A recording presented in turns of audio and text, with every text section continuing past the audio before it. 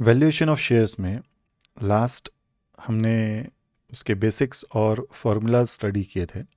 अब एक एग्जांपल लेंगे और उससे वो कैलकुलेशंस करेंगे, वैल्यूएशन ऑफ शेयर्स करेंगे। तीनों मेथड्स हैं। सो एग्जांपल इस तरह से है। On 31 December 2013 the balance sheet of Dolly limited describe the financial position as follows. यहाँ पर एक बैलेंस शीट दिया हुआ है डॉली लिमिटेड का। बैलेंस शीट में एसेट्स कंटेन है, उसमें गुडविल है, बिजनेस प्रीमाइसेस है, मशीनरी है, फर्नीचर एंड फिक्सचर है, ट्रेड डेटर्स है, कंसीडर ऑल गुड, इस तरह से कहा है उसने। स्टॉक इन ट्रेड है और कैश इन हैंड दिया हुआ है।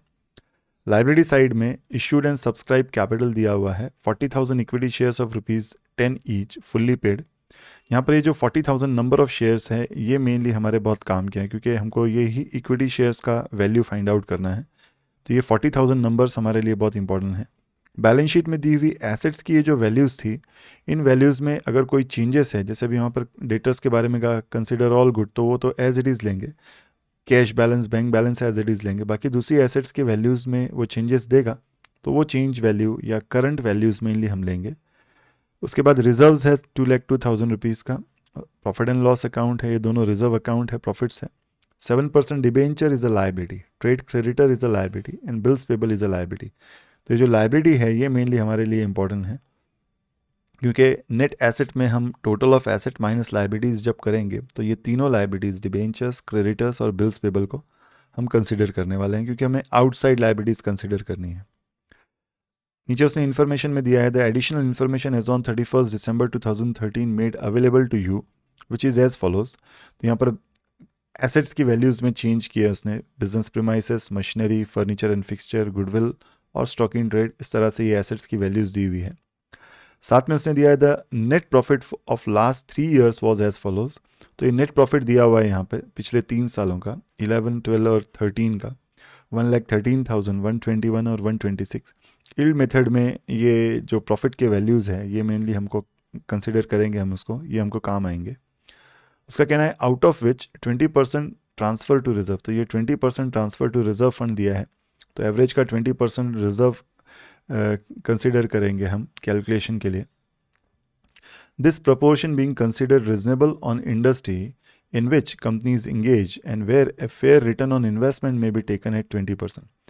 तो ट्रांसफ़र टू रिजर्व भी 20% है और जो NRR है, नॉर्मल रेट ऑफ रिटर्न भी जो है वो 20% है। अभी यहाँ पर उसने कहा है you are required to calculate the value of each equity share separately ignoring taxation as per net asset method, yield basis method and fair value method. Means तीनों मेथड से हमको ये कैलकुलेशंस करने हैं। इसमें मेनली हमारे काम का ये बैलेंस शीट के कुछ कंटेंट्स हैं। ये जो एसेट लाइबिलिटीज़ की नई वैल्यूज़ दी हुई है वो हमारे काम की है, प्रॉफिट वैल्यू काम का है, और ये ट्रांसफ़र टू रिजर्व्स वाले ये जो वैल्यूज़ थे ये मेनली हमारे यूज़ का है। तो जिस सीक्वेंस में ये एसेट्स दी हुई है इसी सीक्वेंस में इसको रिकॉर्ड करेंगे, बट ये जो वैल्यूज़ है ये करंट वैल्यूज़ मेनली हम इसको लेंगे।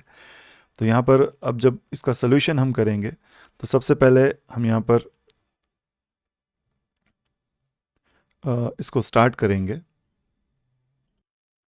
सो फर्स्ट मेथड जो हम कैलकुलेट करेंगे वो नेट एसेट मेथड से यहाँ पर कैलकुलेशंस हम करेंगे। नेट एसेट मेथड में हमें कैलकुलेशन ऑफ टोटल एसेट्स करना पड़ेगा। सो टोटल एसेट्स यहाँ पर हम कैलकुलेट करते जाएंगे, एक एक एसेट लेते जाएंगे, बैलेंस शीट की जो सीक्वेंस है उसी सीक्वेंस से लेंगे। तो यहाँ पर बैलेंस शीट में गुडविल दिया हुआ है 42,000, बट यहाँ पर नीचे जो गुडविल की वैल्यू दी हुई है वो 50,000 दी हुई है। यहाँ पर जब वैल्यू लेंगे तो वो 50,000 रुपीज़ वैल्यू लेंगे गुडविल की। तो goodwill value will be 50,000 rupees, ये इस तरह से यहाँ पर कंटेन किया। बिजनेस प्रीमाइसेस 1,95,000 रुपीज़ ये वैल्यू ली। उसके बाद मशीनरी 1,35,000 रुपीज़ ये वैल्यू ली। तो ये जो न्यू वैल्यूज़ है वो मेनली हमको लेनी है, बैलेंस शीट वैल्यूज़ हमको नहीं लेनी है। अगर बैलेंस शीट वैल्यूज़ से न्यू वैल्यू में चेंजेस है, रीवैल्यूड वैल्यूज़ हमें चाहिए, बस ये कंसिडर, ये ध्यान रखना है। फर्नीचर एंड फिक्सचर 20,000 रुपीज़ का है। ट्रेड डेटर्स है 2,75,000 रुपीज़ का, इसके बारे में कहा था कि कंसिडर ऑल गुड, तो ये बैलेंस शीट वैल्यू ही है। उसके बाद स्टॉक इन ट्रेड है, यहाँ पर जो स्टॉक इन ट्रेड लिया हुआ है वो 1,05,000 रुपीज़ का स्टॉक इन ट्रेड लिया हुआ है। उसके बाद कैश इन हैंड है 20,000 रुपीज़ का। तो इस तरह से ये टोटल ऑफ एसेट्स है 8 लाख रुपीज़ की।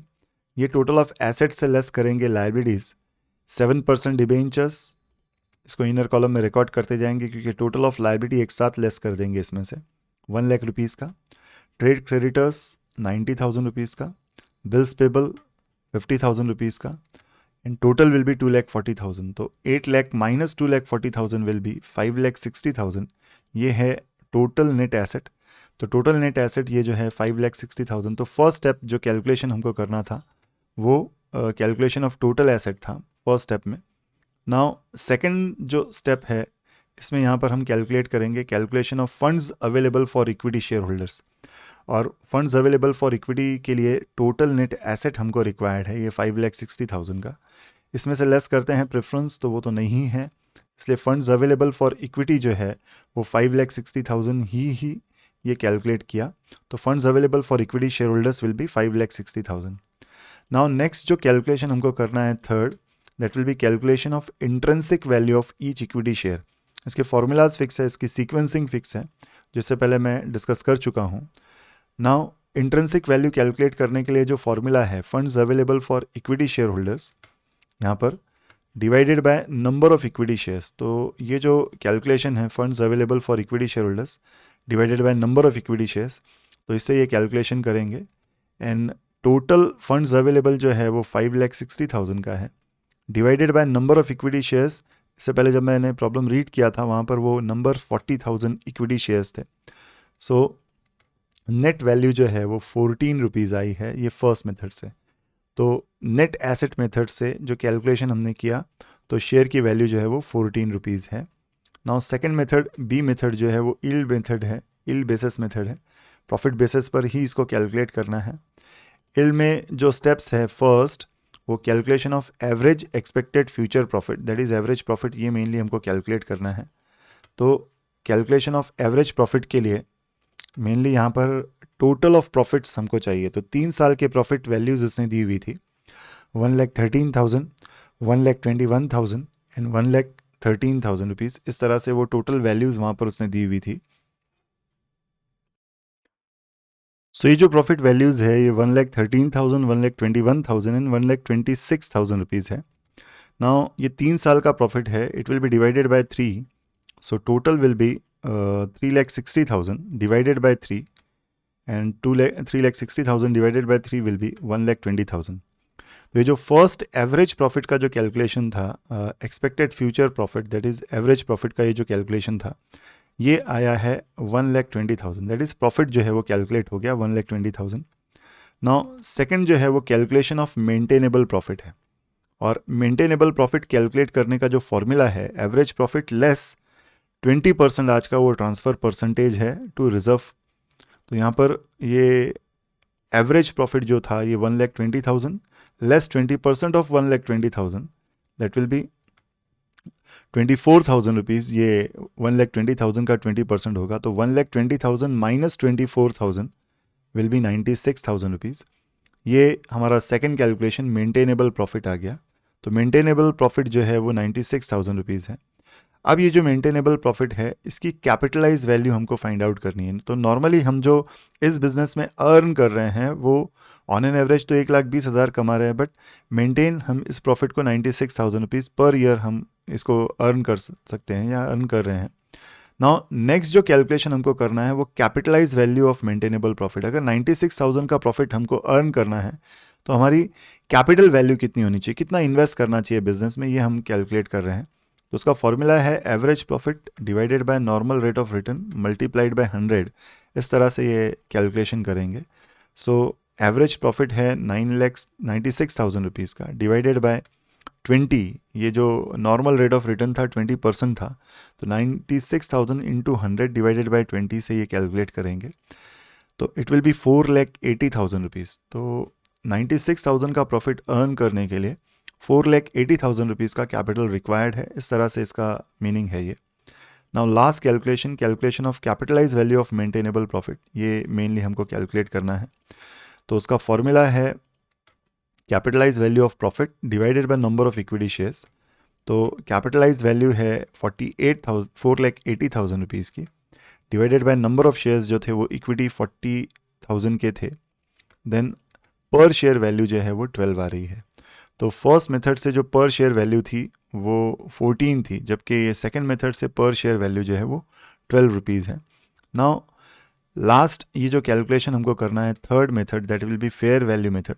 सो फेयर वैल्यू मेथड में जो कैलकुलेशन है उसका जो फॉर्मूला है फेयर वैल्यू का, वो फर्स्ट स्टेप जो है फेयर वैल्यू की, so valuation of shares as per fair value method में यहाँ पर जो कैलकुलेशन है उसका फॉर्मूला जो है fair value of each equity divided by तो फेयर वैल्यू से हमको अगर कैलकुलेट करना है हर शेयर का वैल्यू, तो फॉर्मूला है intrinsic value plus yield value divided by 2। तो दोनों का एवरेज है ऊपर का, तो 14 + 12 डिवाइडेड बाय 2 से ये कैलकुलेट करेंगे।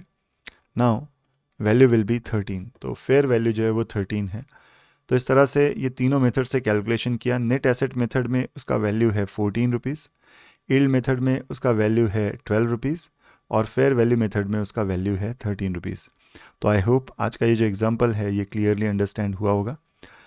Thanks for watching.